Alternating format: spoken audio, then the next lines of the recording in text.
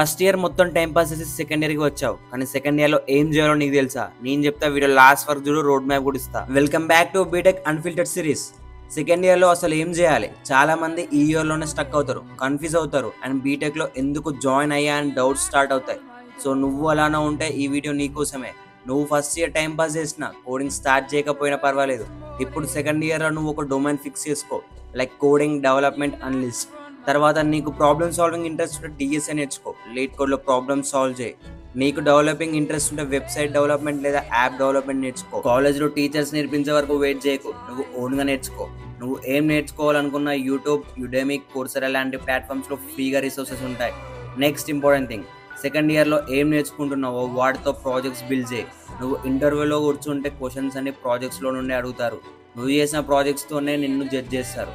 చేసిన ప్రాజెక్ట్స్ అన్ని GitHub and లింక్డ్ఇన్లో post చేయి. మంచి ప్రొఫైల్ బిల్డ్ చేసుకో. నాకు తెలుసు సెకండ్ ఇయర్లో సబ్జెక్ట్స్ ఎక్కువే ఉంటాయి, అన్నీ మేనేజ్ చేయాలంటే కష్టమే.